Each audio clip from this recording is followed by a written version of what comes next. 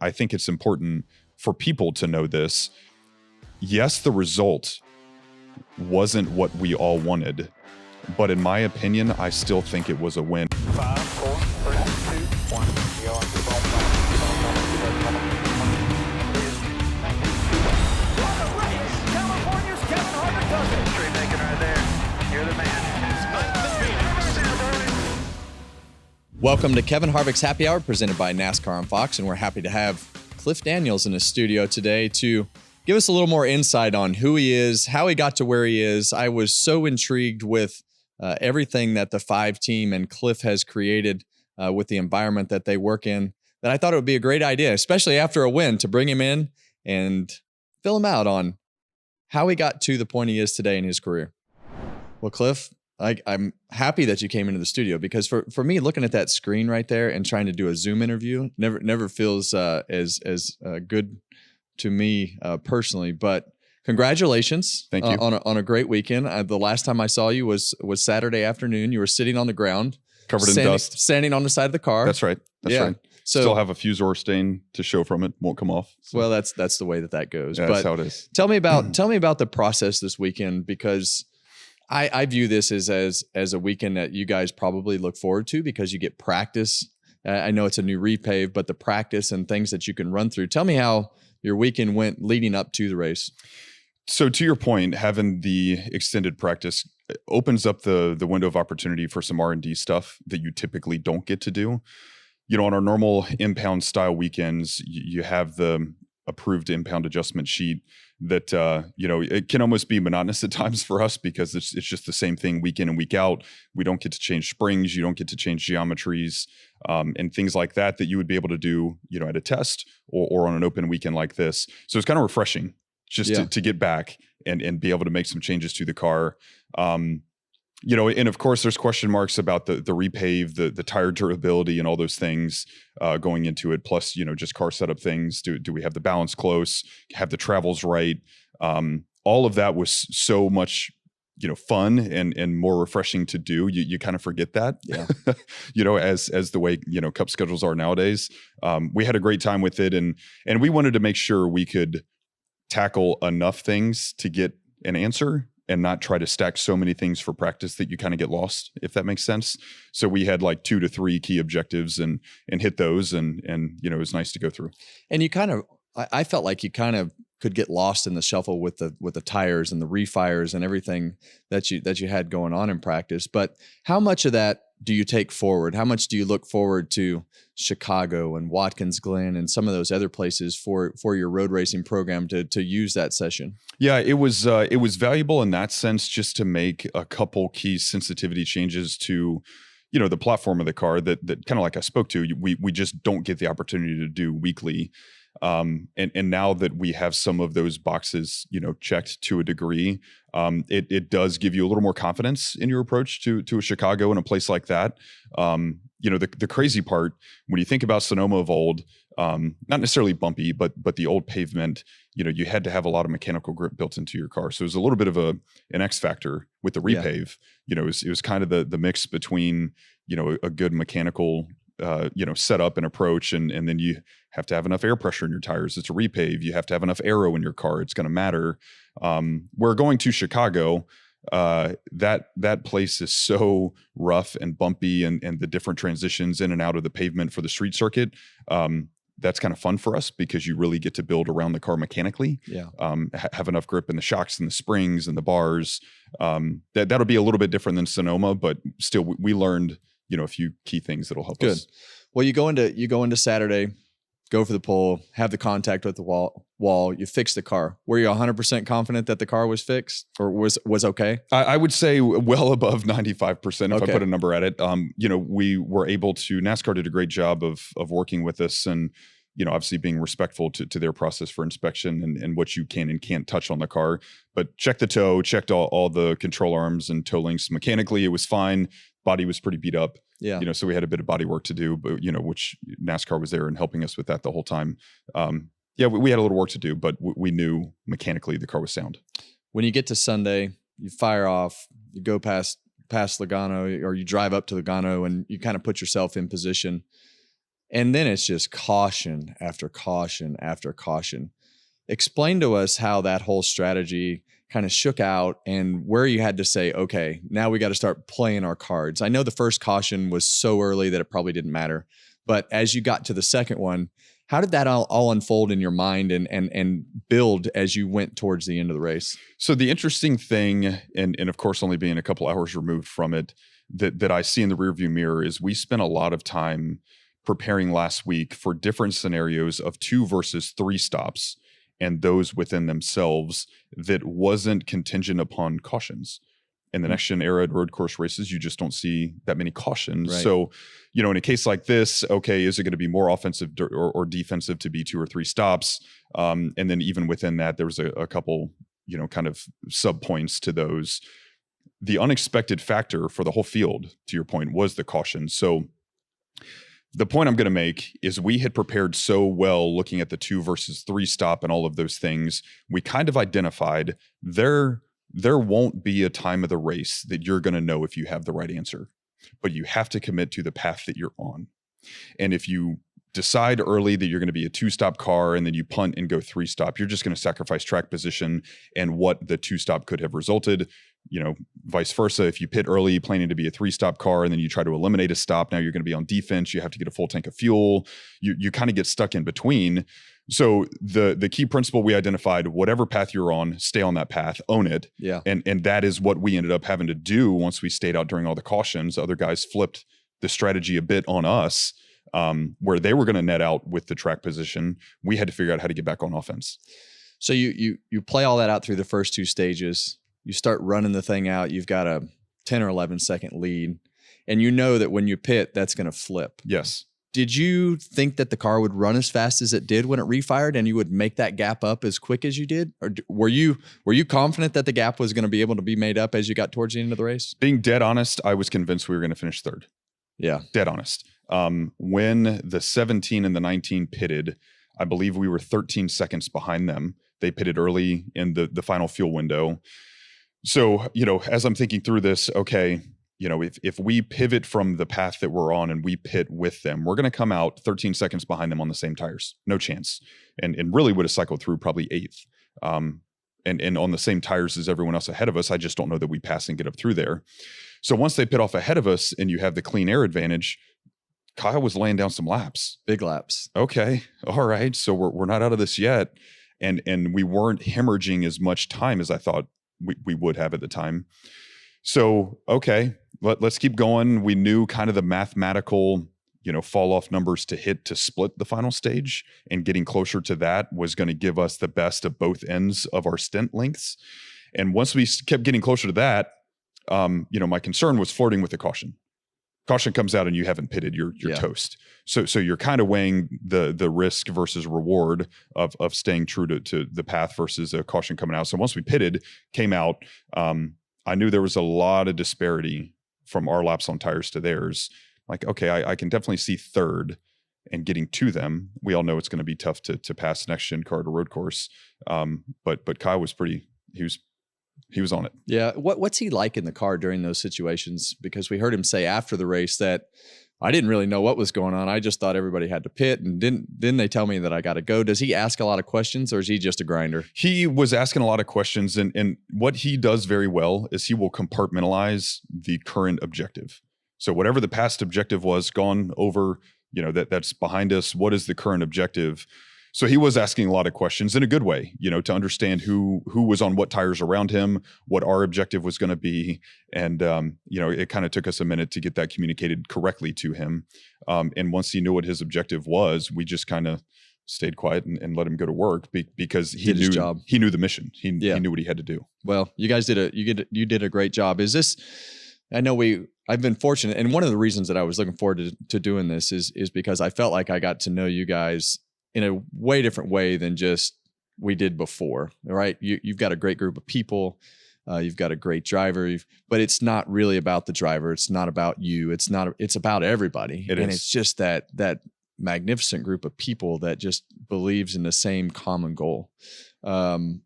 Where in the world did you get these leadership skills to put together a group of people like that? How did you put this team together? And where did you acquire the leadership skills that you have? Because that's the part that stuck out to me. It's like this decision that you're talking about right now. Mm-hmm. It's like, well, this is our decision. We're going to be confident with it and we're going to own it. And if it's right, it's right. And if it's not, we're going to figure out how to make it better next time. For sure. And you know this as well as anyone. To be successful in life or in sports, business, whatever it may be, it takes the collection of just a great group of people that are like-minded. Leadership matters. Culture matters. Some people may not put as much emphasis on those things nowadays on the daily, but the most successful businesses and teams do. Right. And Rick Hendrick, first and foremost, Mr. H is the number one beholder of that. The way he conveys the culture at Hendrick Motorsports, the way he leads all the people, he's always there to hold us accountable if we're not doing well, which is great. That holding us to the accountability of performance, that's our job. That's what he should do. And then on the other side of the same coin, if things aren't going great and you need some uplifting, he's the first guy there. So it has to start with him. And then, me personally, I've been able to be surrounded by a lot of good people through my career path to this point. At Stewart-Haas, I got to know, so many of the great people there, and you and Rodney were on a heck of a run, the second or the third year that I was there. And kind of seeing the way you guys led the culture there. I got to know Greg Zipadelli very well. Steve Addington was Stewart's crew chief at the time, got to know Tony pretty well. All of those relationships, really started to mold me when, to be honest, I was probably a bit young and immature on some of the things to get to this level.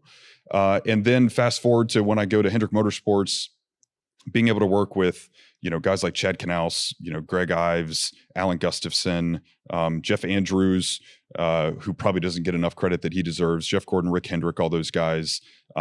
They're great leaders. They're great competitors, but they're great leaders of how to go about doing your job, how to cultivate the culture.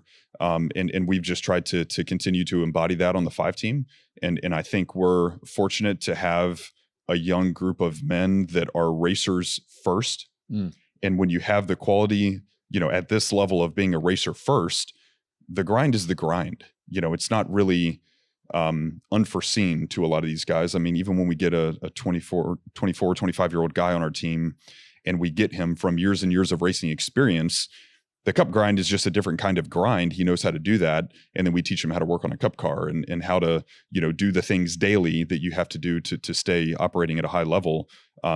It's all about the people. And certainly with what we have at Hendrick Motorsports and on the 5 team right now is special. And we're really fortunate to be a part of it. You lived in those 2 different cultures. So you've got Stewart-Haas that is kind of a hands-off approach from the ownership side and just more of a free reign to kind of just chase your direction. You walk into Hendrick Motorsports and it's part of the businesses that Rick runs. And I believe, when you have that, it teaches those leadership skills and things that you talk about from a different culture than racing. And to me, that is much more the style of racing that we live in now, the details and the business side of things that come from, whether it's the car business or whatever business it is. When you have a big business like Rick does, and you have a leader like that can lead other companies, I believe that makes your race team better. Is that a fair assessment? Because of the fact of the structure and things that come with it, it gives you less room for failure, I guess, because it has a whole bunch of stopgaps in between to help the process. Well said, and I agree with everything. The one thing that I will say that is always surprising to me at Hendrick Motorsports, and I've had to learn this in my journey there, Mr. Hendrick, of all the things that you just said that he does very well, and of course he does, the other thing that has been surprising to me is he is okay if someone fails, if there is failure, and you learn from it and get better the next day. So the culture of the details, the culture of the accountability, the performance, the winning, all of those things, that cannot exist without understanding failure also very well. And I think when you look at the big teams in the sport and when you look at the journey for Mr. H and the path of Hendrick Motorsports, yes, we look at the highlight reel, but you also have to think about a lot of failures along the way Right. that are equally as valuable. And those are growth opportunities. Those are learning opportunities. And what's really cool to me is the culture that we have. We don't miss those. Right. We value the winning opportunities as much as we value the failure and the learning opportunities. And that makes for a very well-rounded, base of employees and teammates and everyone, willing to pull in the same direction, because you kind of get to see each other on a good day and a bad day. And hey, we can make it through both. We're not going to get too high on the good. We're not going to get too low on the bad. We're always going to try to learn and improve, and know that when you win, the next most important thing is, how do you win again? Right. And that's your process, and that's your culture. And if you fail, how do you get back to winning? Well, that's your culture and that's your process, right? It's really the same driving mechanism behind that. So I think one thing about your culture that was showcased tremendously over the past little bit was this whole double situation with Kyle, putting the program together, putting Kyle in the IndyCar, getting the proper testing, going to the race, taking the team, all the things that happened. But there's nothing that was covered more than the waiver. Yep. That came after you got done. But I want to talk about the process leading up to the races, talking about, were there conversations of different scenarios and the way that things would happen, how it was handled. And you look at the releases and things that came out from Mr. Hendrick, and the process that NASCAR went through and the time that it took, because you got a driver that I felt like was somewhat devastated from Kyle's standpoint. Not somewhat. He was devastated. He was devastated. And the way that he reacted with his performance and criticized himself. And then he's got the weight of the world on his shoulders and feels like he let the NASCAR side of the world down, and felt like, NASCAR was questioning his decision, and he was questioning, based upon, the things that he said. So I feel like this is one of those scenarios where the processes of Hendrick Motorsports kind of played through, of having the depth of the people and the plan and everything that went through. So walk us through that whole process of the plan going in, what would happen if you had different scenarios, and how it all transpired with the waiver, and what you think about all of that. I think an interesting way to architect my response is going to be to start with the punchline for the end first. So the punchline for the end of it to me was the Monday after. Kyle had put out his message to the world, devastated, very upset, and questioning all of it. And I could feel it on him the night when, the race was called because of rain at midnight or 12:30, whatever it was. I could really sense his disappointment. And, sometimes with him, I can let him be, and he, works through things. But the next morning when I read what he wrote, I called him, and I'll hit the highlights, but the message to me through all of this is, it wasn't failure. Yes, failure is okay, and all the things I said a minute ago, but it wasn't failure. And I told him there's a big difference between failure and sometimes things just don't work out. Failure would have been not doing it the right way and not checking every box along the way with a great team in Aero McLaren, great people, great process, great organization, and a great team in Hendrick Motorsports. People, process, the 5 team, everything that we had. Everyone along the way, to your point, checked so many boxes. We had so many scenarios. We had so many plans. We had so much coverage of logistics to car details and seat liner swaps in case there was a Justin Allgaier. We had Kevin Harvick in our car at North Wilkesboro. There were so many moving parts and pieces that the collective, body of teammates and everyone at Hendrick Motorsports and of course, Aero McLaren with Kyle checked every box. And so he went into it prepared. On the IndyCar side, had done so much work, integration with the team, a lot of, camaraderie with the team leading up to that. He showed me one time the report that he was getting from Aero McLaren of all his little driver details, and he's studying and questioning and learning. And we did a lot of the same things on our end. Of course, the Cup side is a little easier for him to kind of, cruise through, but we had a lot we had to be buttoned up on with Justin and scenarios on our end that, I really wanted Kyle to know. And I think it's important for people to know this. Yes, the result wasn't what we all wanted, but in my opinion, I still think it was a win. And here's why. Globally, it was a win. It was a great day for motorsports, brought a lot of attention to IndyCar, brought a lot of attention to NASCAR. It really showcased what somebody like Kyle Larson could do and is a big part of our sport, as we know. But it also showcased how he had never run a competitive lap in an IndyCar until the green flag of the Indy 500 and was really one little braking mistake on pit road entry away from a top 5 finish. That's incredible. It is. That's a win. Then at the same time, okay, so how can you consider it a win that he didn't get to race the 5 car and all these things? Would be reasonable for somebody to ask me. Well, the reason it's a win is the 5 team was prepared. We have a great relationship with Justin Allgaier. He showed a lot of courage to show up, to get in our car, ran great. We worked through, I told Justin before the race, we're going to go a lap down. I'm not worried about it. So you don't need to be either. Like, he was so worried about himself and his performance.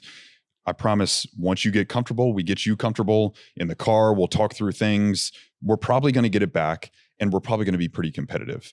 And so the win for us is we put Justin in the car, go a lap down like we kind of predicted, work through that. He unlapped himself under green, drives away from the leaders. That's incredible. Yeah. And the courage and the talent to do that is remarkable. And then by the end of the race, and I actually finally got a couple of good adjustments in the car. His last few restarts were fantastic, and then we're running 13th when the rain comes at lap 250. There's still 150 laps to go in that race, and we're in a very competitive spot where either A, Kyle can hop in the car, without the rain, or B, Justin has positioned himself very well. So globally, when I look at the whole thing, what a win for motorsports, for the opportunity, for so many people involved in that. And I really wanted Kyle to know that message the Monday after, when he was second guessing everything that he had done along the way, which I just don't think was proper. He did so many things right along the way. Sometimes in life, things just don't work out. What choice do you make to learn from it, to appreciate it, and to move forward better? Yeah. Well, I like your assessment of the global assessment of everything, because I felt like for motorsports in general, it was a great month. It was. Really everything, even beyond that, it was just a great scenario for all parties involved. And I think when you look at the time and the effort and everything that went through, it was one little mistake, but it didn't matter. Like, it didn't, the result didn't matter at that point. And I sent him a text too, that when I saw that tweet, I was like, wow, I was a little taken back on just the things that he said. Yes. Because it was just so far wrong from the perception that I felt like everybody had. Agree. And that also goes to show you the heavy weight that he puts on himself to perform and compete, that, what I hope is comments like yours, and he's had many other conversations with people after the fact, that he knows how much the motorsports community is behind him and believes in him. And he's a high risk, high reward driver. So, and at the end of the day, has never run an Indy race before. Don't beat yourself up over one little mistake. It is reasonable in your first IndyCar race, you're going to have one little mistake. Yes, it affected the outcome of your day, but otherwise it was a top 6, top 5 day going. That in itself is a win. Do it again. I hope he does. I hope so too. Yeah. I just don't see how you go wrong if you don't do it again. And I think when you go back for the second time with all the experience and everything that has gone on, I think he's just going to go back and fire off in a spot pretty close to where he ended and have a chance to win the damn thing. I agree. Believe he can. Agree. And back to your point on the process, I think so much of a good process, foundationally was laid getting up to this point, that if you hit repeat for next year, the process is going to be that much cleaner. There's going to be that much more familiarity, that much more just awareness from everybody of how it's going to go. And maybe it doesn't rain out 2 years in a row. Right. Maybe it happens. And to your point, maybe it goes pretty well. So I'm a win is your waiver guy. Do we need the dang waiver? Because what a disaster all that was to go through. And I'm not a fan of breaking your leg and getting a waiver. I think if you come back and you win and you put yourself in the playoffs, you deserve to be in there. But I think, well, let's be honest. We poked a lot of holes in their process at the All-Star race. We poked a lot of holes in the process with the waiver. Not to say that anybody was doing anything wrong. It's just, I think it can be a lot better. I don't personally believe that we need the waiver at all. I think if you can win, you deserve to be here. And you're in. And stuff happens, right? If you decide that you're going to have a baby and you're going to miss this race and you miss the race, then and the car's there, I think the car should have to be at every race. But I think I think we can make it way simpler. I understand all those points completely. To be honest, I don't know that I have a hard opinion, should we have a waiver or not? What I can speak to, and this is kind of my perspective through the whole thing, I was kind of glad, given that we have a waiver now, right? So provided that we have one, I was glad that NASCAR took the time to think through it and understand it. And I think there was kind of this overall perception from folks, because it was taking a while, that it was more emotional based. I don't know that to be true. So in my mind, giving NASCAR the benefit of the doubt, their current series point leader missed the start of one of their, crown jewel events for, we would all agree Indy is probably the biggest race in the world. Is it Monaco? No. Is it Daytona?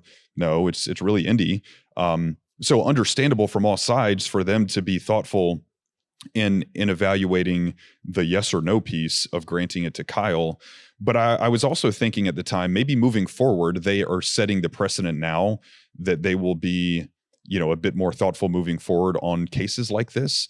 If you put on a chalkboard guys that could be viable to run the double, today, Reddick, Bell, Larson, those guys, if you had any combination of them, what I'm saying is more than one driver attempt the double next year, how does NASCAR handle that? And I think in this case, they've set the precedent that they're going to have to be thoughtful on a case-by-case basis. And then back to your point, do we need one or not? I don't know. Yeah. and I can certainly argue no if it's a win and you're in type environment, which is really what we've created in the sport. I can see that.